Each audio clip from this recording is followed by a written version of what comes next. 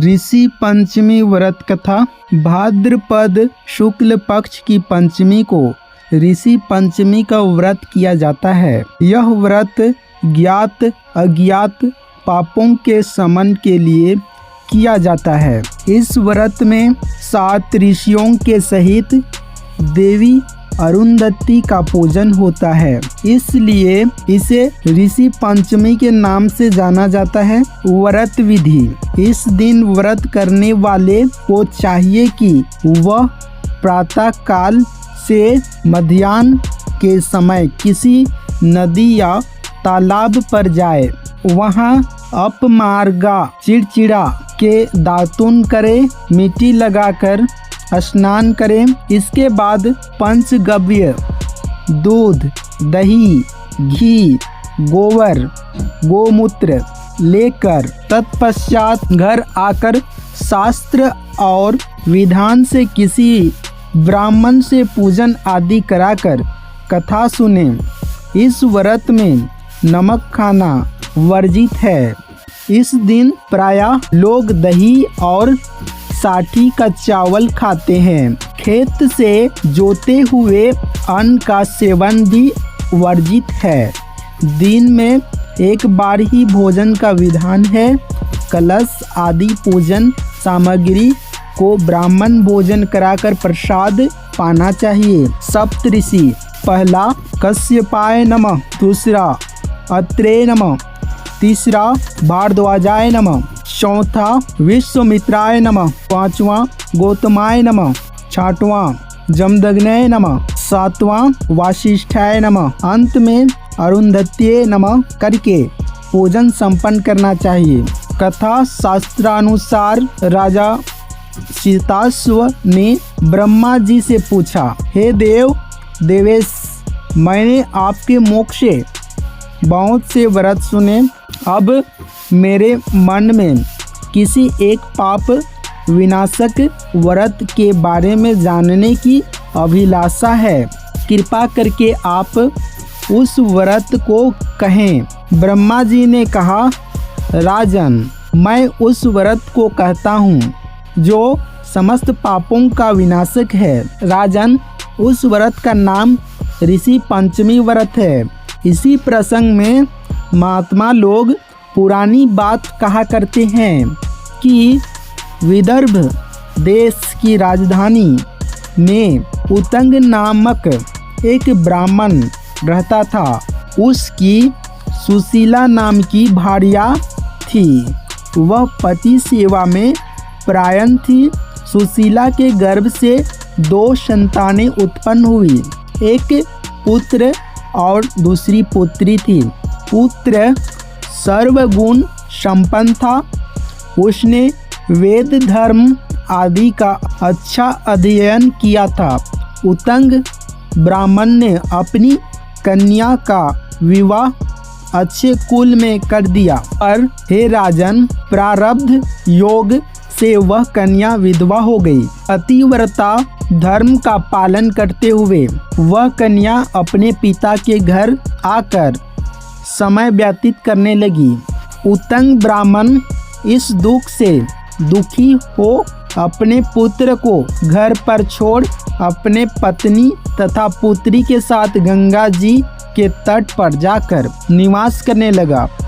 वहां जाकर अपने शिष्यों को वेद और अध्ययन कराने लगा। वह लड़की अपने पिता की सेवा करने लगी। एक दिन वह लड़की अपने पिता की सेवा करते थक गई और तब वह एक पत्थर पर जाकर सो गई।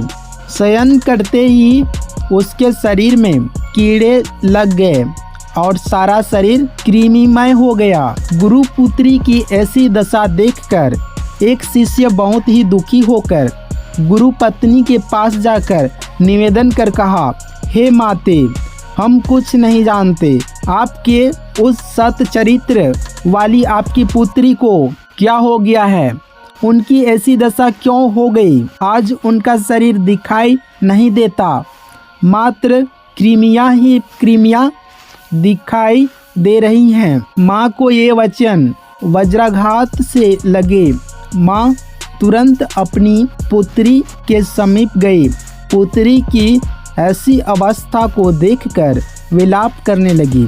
छाती पर हाथ पीटती हुई पृथ्वी पर गिर पड़ी और मूर्छित हो गई। कुछ देर बाद होश आया तो अपनी पुत्री को आंचल से पोंछती हुई अपने कंधे का सहारा देती हुई उसके पिता के पास ले आई और बोली, हे स्वामी, देखिए यह अर्धरात्रि का समय है और यह सो रही थी।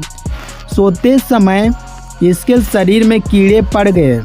ब्राह्मण समाधिस्थ हो उस लड़की के पूर्व जन्म के पापों को देखकर बोले, हे प्रिय, यह पूर्व जन्म में ब्राह्मणी थी। उस जन्म में रजस्वला होकर भोजन आदि के पात्रों को स्पर्श आदि का विचार नहीं किया, सभी को हाथ लगा दिया। उसी पाप कर्मन के कारण उसका शरीर कीड़ों से ढक गया है। हे प्रिय, रजस्वला के समय स्त्री पापिन होती हैं। पहले दिन चंडालिन, दूसरे दिन ब्रह्मघातिनी, तीसरे दिन धोबिन, चौथे दिन शुद्ध होती हैं। उसी जन्म में अपने सखियों के दुसंग से ऋषि पंचमी व्रत को देखकर भी उसका अपमान कर दिया था। दर्शन के प्रभाववश इसे पुनः ब्राह्मण कुल में जन्म मिला है। सुशीला ने कहा, हे स्वामी, ऐसे प्रभावी व्रत को हमें भी बताइए जिसके करने से महान पुण्य की प्राप्ति होती है। ऋषि ब्राह्मण ने कहा, देवी, ध्यान लगाकर सुने। यह व्रत तीनों प्रकार के पापों को नाश करने वाला है, स्त्रियों को सौभाग्य प्रदान करने वाला है और धन संपत्ति प्रदान करने वाला है। इस व्रत में संदेह नहीं करना चाहिए। व्रत संपूर्ण विधि। देवी, भाद्रपद शुक्ल पक्ष की पंचमी को किसी जलाशय में जाकर अपामार्ग का दातुन कर मिट्टी के लेप से स्नान कर व्रत नियम को धारण करना चाहिए। तत्पश्चात सप्त ऋषियों का शास्त्रोक्त पद्धति के आधार पर पूजन करना चाहिए। ऋषियों को सुंदर अधोवस्त्र, यज्ञोपवीत उपवस्त्र से अलंकृत करना चाहिए। अच्छे फल नैवेद्य लेकर इनके साथ अर्घ्य दान करना चाहिए। उस समय सप्त ऋषियों, पहला कश्यपाय नमः, दूसरा अत्रेय नमः, तीसरा भारद्वाजाय नमः, चौथा विश्वामित्राय नमः, पांचवा गौतमाय नमः, छठवां जमदग्नाय नमः, सातवां वासिष्ठाय नमः को नमस्कार कर अर्घ्य दान कर बोले, हे ऋषिगण, कृपया मेरा अर्घ्य दान स्वीकार करें और प्रसन्न हो। अंत में अरुंधत्ये नमः करके पूजन संपन्न करना चाहिए। इस व्रत में साग का भोजन करना चाहिए। सभी तीर्थों में स्नान आदि से जो फल प्राप्त होता है वह सभी इस एकमात्र व्रत के प्रभाव से मिल जाते हैं। जो इस व्रत को करते हैं वे सुख संपन्न, रूप गुण संपन्न, पूर्ण काया से युक्त एवं पुत्र पुत्रादि आदि गुणों से भी सदा ही संपन्न रहते हैं। इस लोक के सभी भोगों को भोग कर परलोक में वैकुंठ की प्राप्ति होती है। ब्रह्मांड पुराण ऋषि पंचमी कथा। ब्रह्मांड पुराण से ली गई ऋषि पंचमी कथा के अनुसार सत्य युग में सेनजीत नामक एक राजा राज्य करता था। उसके राज्य में सुमित्र नाम का एक ब्राह्मण रहा करता था। वह वेदों में पारंगत था। वह ब्राह्मण खेती द्वारा जीवन निर्वाह व परिवार का भरण पोषण करता था। उसकी पत्नी जयश्री सटी साध्वी थी। वह खेती के कार्यों में भी अपने पति का सहयोग करती थी।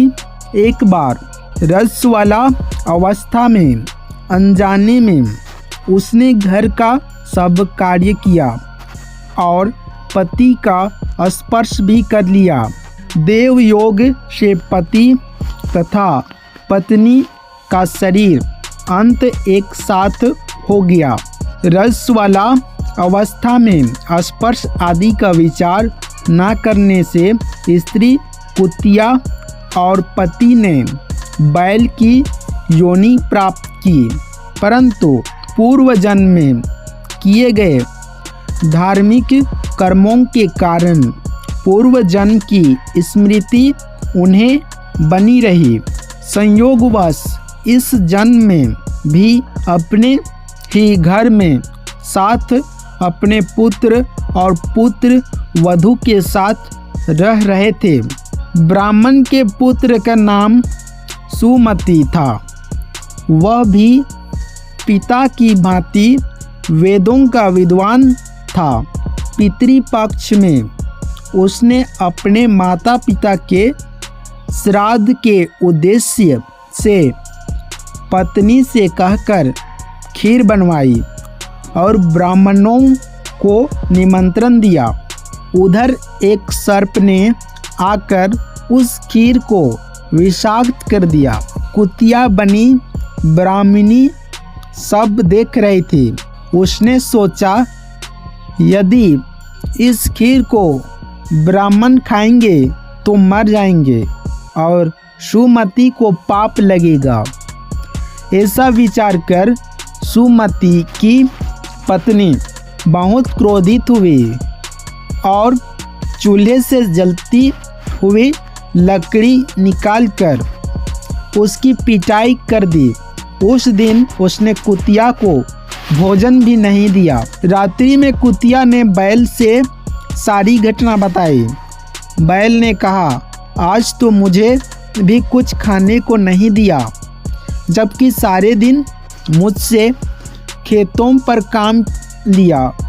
सुमति हम दोनों के ही उद्देश्य से श्राद्ध कर रहा है और हमें ही भूखों मार रहा है।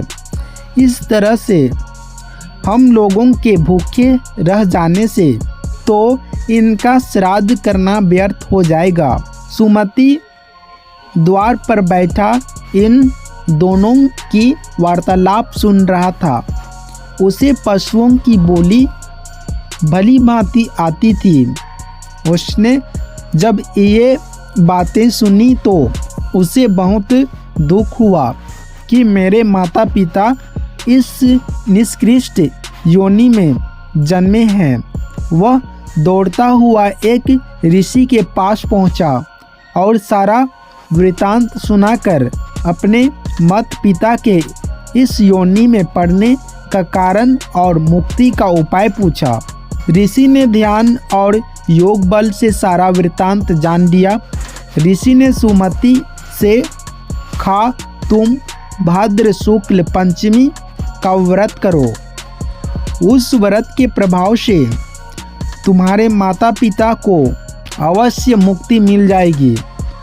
मात पिता भक्त सुमति ने ऋषि पंचमी का व्रत किया, जिसके प्रभाव से उसके माता पिता को पशु योनि से मुक्ति मिल गई। यह व्रत शरीर के अशुद्ध अवस्था में किए गए स्पर्श तथा अन्य पापों के प्रायश्चित के रूप में किया जाता है।